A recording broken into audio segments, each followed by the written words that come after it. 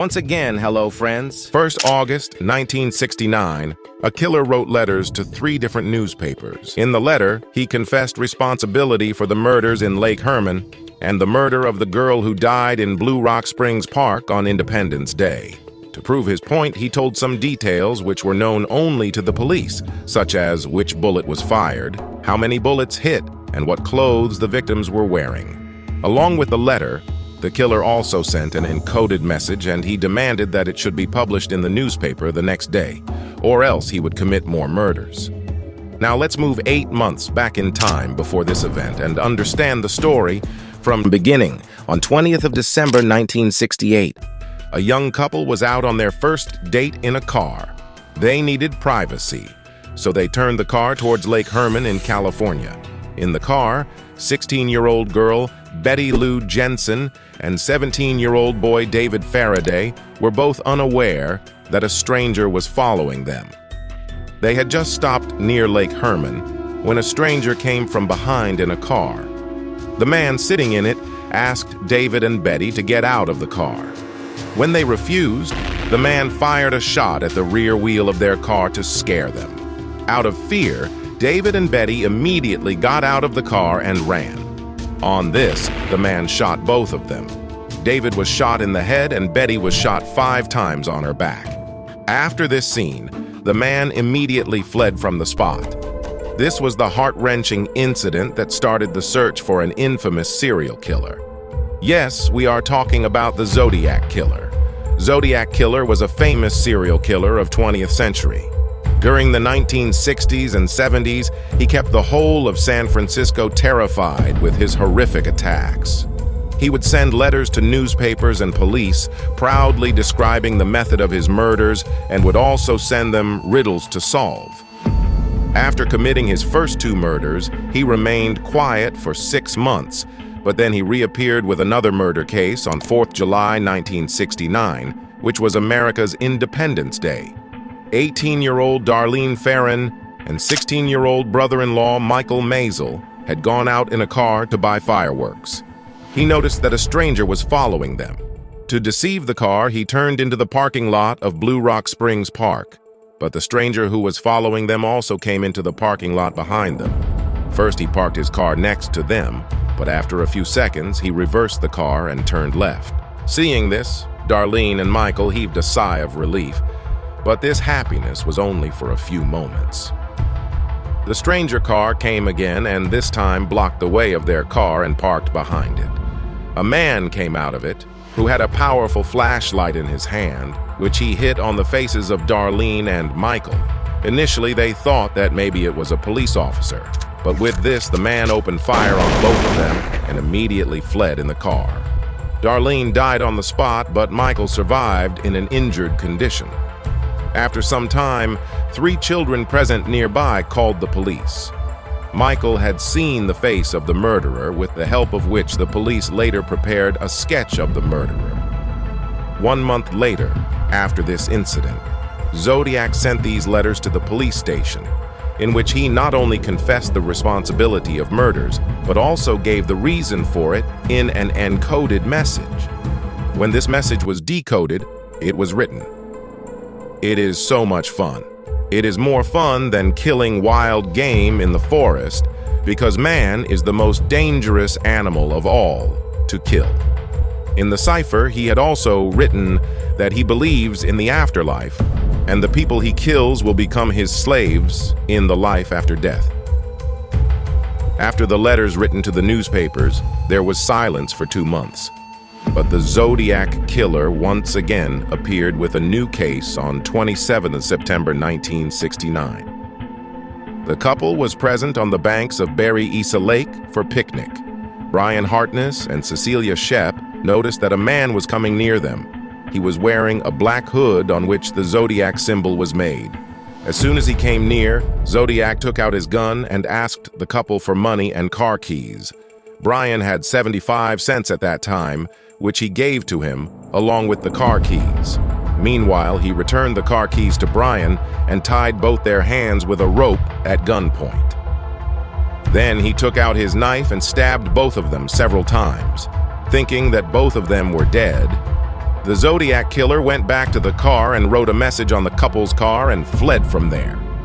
In that message, the name of the place, date, time, and the name of the weapon were written.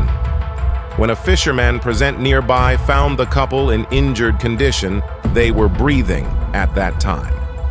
They were taken to the hospital, but Cecilia could not bear the wounds and died, while Brian survived and told the police everything about the incident in detail.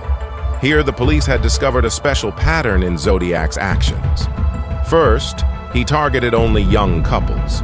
Second, his attacks happened only on weekends or around holidays. Third, he used to attack either in the dark of night or in the evening when there was dim light. Fourth, he used to do all the killings with pride, as if he was challenging the authorities. Fifth, most of the murders were done at places which were famous dating spots. Sixth, most of the murders were done in cars. And finally, the seventh pattern was that most of the murders happened near water. From these 7 patterns, it is evident that Zodiac is disappointed in love, or he has a special hatred for girls, because in 2 of the last 3 attacks, the boys had survived. However, the police did not know that Zodiac's next target was going to break this pattern. Just 2 weeks after the last murder, on 11th October 1969, Zodiac stopped a cab driver named Paul Stein at 9:30 p.m. and shot him. He told the driver to go to Maple Street in Presidio Heights. When the driver reached his destination, Zodiac first waited for the car to stop and then shot Paul Stein at point-blank range. After that, Zodiac got down and sat on the front passenger seat and cut a piece of Paul's shirt and took it with him. During this murder, 2 boys were watching this whole scene from the 2nd floor of a nearby building. They immediately informed the police. They immediately headed towards Maple Street, and on the way, they encountered Zodiac, who was walking in the light fog. Now, since the police were looking for a black person, they did not suspect Zodiac much because he was not black. The police stopped and asked Zodiac if he had seen anything strange in this area. Zodiac then told that a man was going in the next street waving a gun, so the police hurriedly went in that direction. However, if the police officers had got down and seen Zodiac, they would have seen bloodstains on his jacket. Once again, Zodiac was escaped from police, but the police found Zodiac's fingerprints in Paul Stein's car. After a few days, Zodiac again wrote letters to the newspapers and told the entire story of Paul Stein's murder exactly, and also sent a piece of Paul Stein's shirt as evidence. This time, he had threatened to attack the school bus. This threat spread a wave of fear in the entire area, and the police raided all the school buses for the next several weeks. They started chasing buses, but there was never any attack on a school bus. For the next 4 years, Zodiac kept sending many letters and ciphers. In some, he would give details of the murder, and in some, he would write movie reviews. His last letter was received on 30th January 1974, in which he had written the score of his murders like this: Me, 37, SFPD 0, which means I have committed 37 murders, whereas the score of San Francisco Police Department is 0. But the police said that Zodiac is telling more numbers in Agarat, whereas the number of murders committed by his method is only 5. Police and other law enforcement agencies like CIA, after doing deep research on Zodiac's behavior and his method of killing, concluded that Zodiac is not an ordinary person, but has military-grade knowledge. The footprints found at the crime scene are also of the shoes that are said to be of wing walkers, which are normally found at military stores. Apart from this, he might have gained experience in cryptology and ciphers during his time in the military. Now, because the Zodiac killer had spread fear in the whole of America and was getting a lot of attention, and in the meantime, many people also made false claims of being Zodiac to get attention, which made it more difficult for the police to find the real Zodiac. Initially, the police suspected a man named Arthur Lee Allen. A lot of evidence was going against Arthur. One was that he had a military background, and secondly, a watch was found with him on which Zodiac was written, and the logo was also made, but neither Arthur's handwriting nor his fingerprints matched with Zodiac. After being in police custody for several years, he died in 1992. Of course, this case gained a lot of fame, but the real mystery of the Zodiac killer remains till date as to who was the Zodiac, why did he murder so many people, and what was his real motive apart from the story of life after death. Hope you all will like and share this video, and also sub the channel for more interesting videos like this. You can also visit my channel. There are more such videos. I will meet you in next video. Till that, stay happy